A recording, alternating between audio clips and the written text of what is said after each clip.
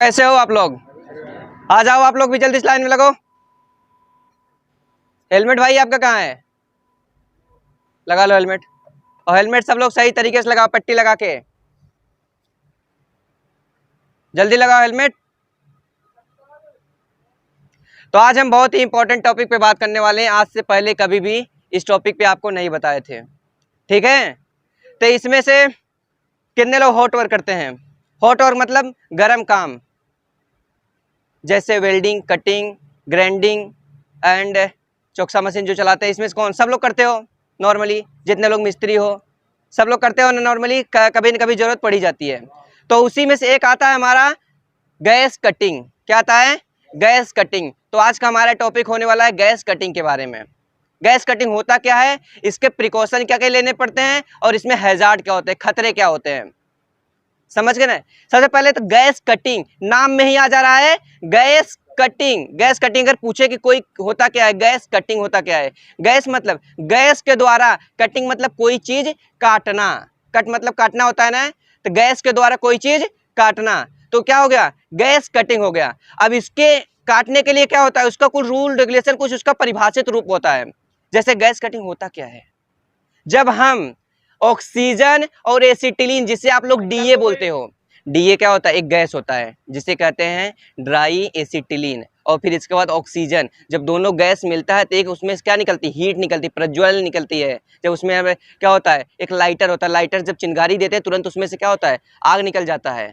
तो क्या होता है, उसको एक मेल्टिंग टेम्परेचर होता है जो 1530 डिग्री टेम्परेचर होता है, जिसपे हम क्या कर सकते हैं, किसी भी पदार्थ जो मेटल होता है हमारा, जो पदार्थ हो, जो काटना होता है हमें, उसको क्या करते हैं? हम काट देते हैं। समझ गए ना? क्या होता है इसका परिभाषित रूप?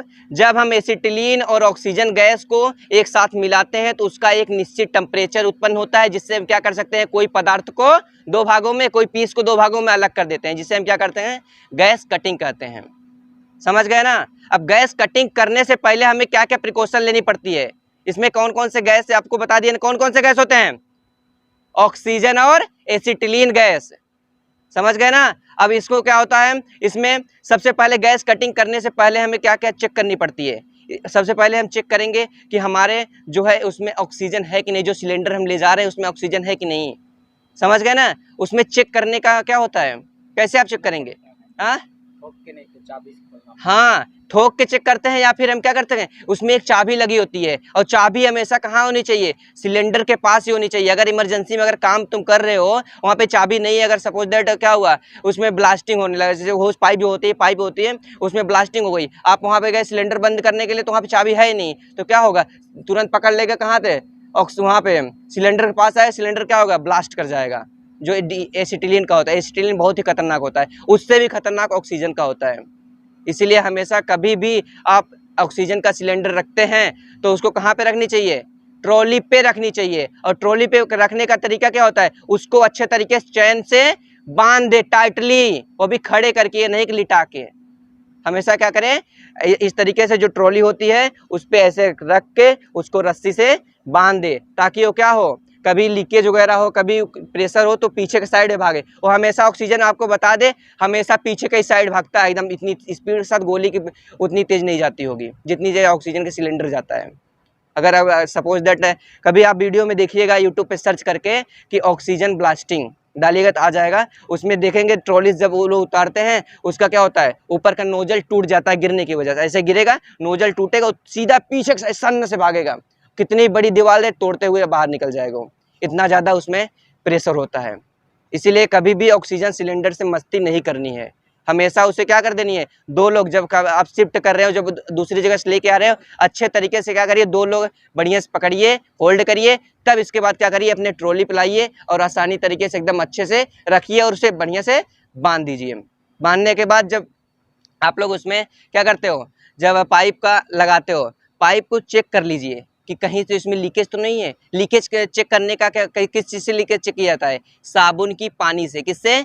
साबुन की पानी या शैम्पू के पानी से क्या कर सकते हैं, उसके झाग जो होता है, अगर झाग में हम पाइप को इसे डालते हुए चेक करें चले जाएंगे तो क्या होगा, उसमें से बुलबुले निकलते हैं। जैसे पंचर बनवाने गए हो आप, वो पंचर वाला क्या करता है, ट्यूब को बाहर निकालता है ना, और उसमें क्या करता है, पंप से हवा भर देता है। हवा भरने के बाद फिर पानी में डाल देता है, तो उसमें बुलबुले निकलते रहते हैं। जब हवा लीकेज होता है तो उसी तरीके से क्या कर सकते हैं, उसके होज पाइप को उसी साबुन की पानी से चेक करते हैं। और उसके नोजल जो होता है, ऊपर वाला नोजल कहते हैं उसे, देखो ध्यान से इधर, जो गैस के जो सिलेंडर होता है उसके ऊपर वाला जो लगा होता है उसे नोजल बोलते हैं। वहाँ पे नोजल में भी क्या कर सकते हैं, साबुन की पानी डाल के वहाँ से भी चेक कर लीजिए, क्या पता वहाँ से लीकेज तो नहीं हो रही है। समझ गए ना, ये सब आपको चेक करने की पॉइंट है।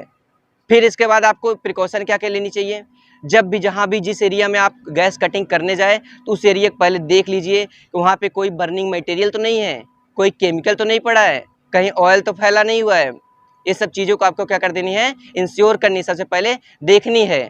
अगर वहाँ पे सब कुछ पड़ा है, सबसे पहले वहाँ से एलिमिनेट करिए। एलिमिनेट मतलब वहाँ से हटा दीजिए, समझ रहे हैं ना। वहाँ से सब कुछ हटाने के बाद और फिर इसके बाद तब उसको, और उसका जो है जब आप कटिंग करते हो तो उसका स्प्रेड जो है बहुत दूर तक जाता है, लगभग 15 से 20 फीट दूर तक जाता है स्प्रेड। जब यहाँ से नीचे आप कटिंग कर रहे हैं तो उसका इतना प्रेशर होता है कि दूर तक उसका स्प्रेड जाता है। तो वहाँ से आपको पूरा बैरिकेड कर देनी चाहिए, पूरी क्या कर देना है, बैरिकेड कर दीजिए उस एरिया को। अगर सपोज दैट वहाँ पे आप पड़ा है कोई ऐसा चीज़ जो वहाँ से रिमूव नहीं कर सकते, जैसे भारी मशीन हो जाती है कभी कभी वहाँ पे पड़ी होती है, उसको वहाँ से हटाने लायक नहीं होता है, और उसमें क्या होता है, मशीन में ऑयल भी लगे होते हैं, समझ गए ना। तो उसको क्या कर देनी है, आपको ब्लैंकेट से ढक देनी है, जिससे कि उसमें अगर जाए स्प्रेड जाए तो वहाँ पे उसको मशीन को कोई इफेक्ट ना करे, बर्न ना हो पाए, समझ गए ना। ये सब चीज़ों का आपको ध्यान देनी है वहाँ पे। और फिर इसके बाद दूसरी बात है, आपको क्या क्या पीपीईज का यूज़ करना पड़ता है, उसके लिए फेस शील्ड जरूरी है।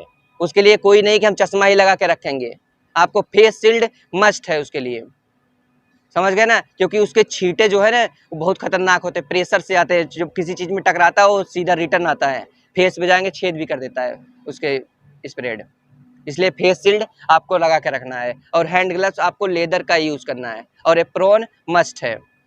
और फिर इसके बाद जब भी आप सिलेंडर को रखें तो उसको ढक के ही रखें, किस चीज़ से, ब्लैंकेट से। जिससे क्या होता है कि कभी कभी क्या होता है कि हीट अगर आ जाता है, ऑक्सीजन और फिर इसके बाद एसिटिलीन दोनों क्या होते हैं, ऑक्सीजन तो बर्निंग है नहीं, ये ज्वलनशील है नहीं, इसको केवल यूज़ किया जाता है प्रेशर के लिए, ताकि जो कटिंग करने के लिए प्रेशर होता है उस प्रेशर से ही काटा जाता है। तो और फिर इसके बाद ज्वलनशील कौन सा है, एसिटिलीन होता है, जो डीए वाला होता है वो ज्वलनशील होता है। उसको क्या करिए, ब्लैंकेट से ढक दीजिए। क्या पता कभी कभी क्या होता है, ऊपर कोई काम करता रहता है और अरे हीट की वजह से जब सिलेंडर पे पड़ता है हीट तो ब्लास्ट करने का चांस हो जाता है, बहुत ज़्यादा चांस। इसीलिए आप क्या करिए, उसको अच्छे तरीके से कवर कर दीजिए। और जब काम आपका हो जाए तो उसको जो ट्रॉली है, ट्रॉली से अपना लगे अपने स्टोर पे अच्छे तरीके से उसे रख दीजिए, सारा सामान समेट के, और उसको बढ़िया तरीके से बांध दीजिए, समझ गए ना। तो ये सब चीज़ों का आपको ध्यान देनी है। तो चलो आज के लिए बस इतना ही, तब थैंक यू।